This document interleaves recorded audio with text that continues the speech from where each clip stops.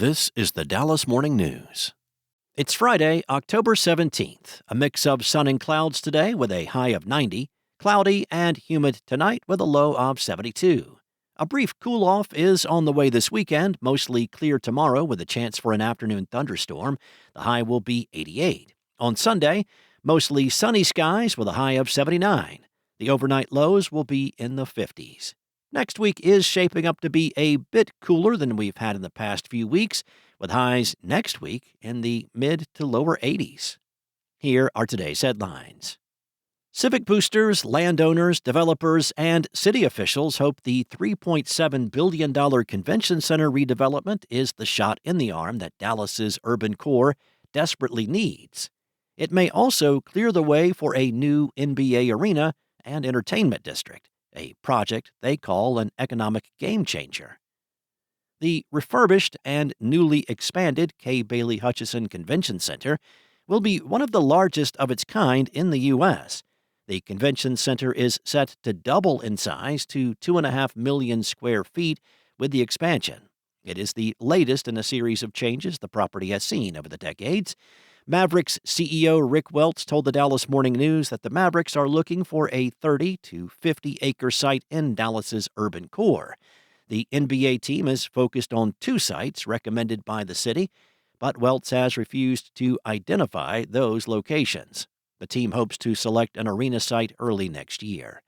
Council member Chad West, the freshly minted chair of the council's ad hoc sports recruitment and retention committee, did not say whether the convention center was a suitable site for the Mavericks. However, he said downtown would always remain the preferred location for the arena.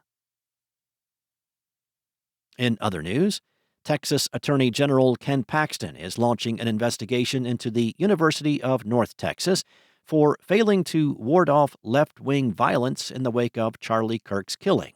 In September, Paxton urged the public university to investigate a student's allegations that she was removed from class for denouncing the conservative influencer's assassination when others celebrated it. UNT President Harrison Keller said at the time that the school was reviewing the incident. In a letter Thursday, Paxton said the school has not disciplined any of the students who cheered for Kirk's assassination.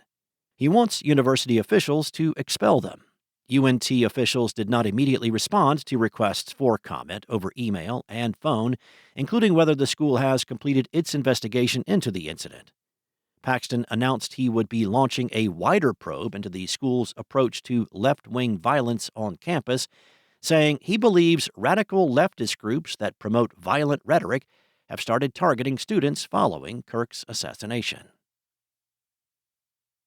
Next up, you can pose in Shrek's onion carriage, meet the baby dinosaurs of Jurassic World, or boat with SpongeBob and Patrick. Those are just a few of the options that will be available to children and families at the Universal Kids Resort, currently under construction in Frisco and opening next year.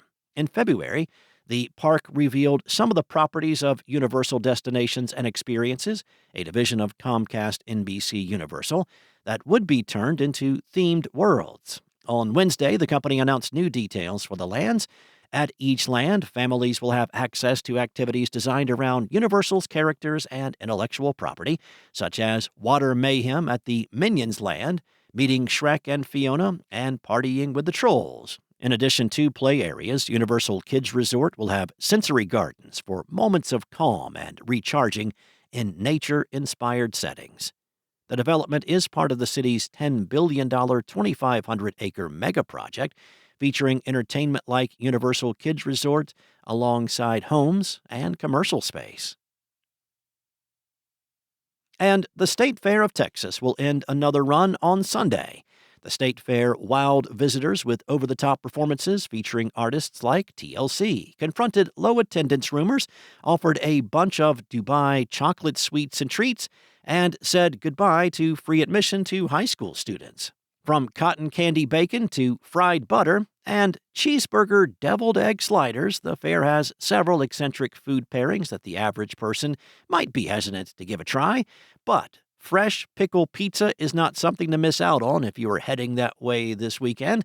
While there are a few vendors that offer the pickle pizza, the slices from the hand-tossed stand in the Tower Building food court are worth the 14 coupons. The log ride has been on the Midway since 1986. The water ride with a big splash finish is 2 minutes of drenching fun. The fan favorite will say goodbye on Sunday after 40 years. There are plenty of free activities to do at the fair as well. The fair is hosting performances by the United Professional Rodeo Association this weekend before a championship ceremony on Sunday. All the performances are free with admission. And music lovers can enjoy a new show and artist every night at the State Fair. Thanks for listening. For more on today's stories and the latest breaking news, visit dallasnews.com. Enjoy your weekend, and I'll be back on Monday with more from the Dallas Morning News.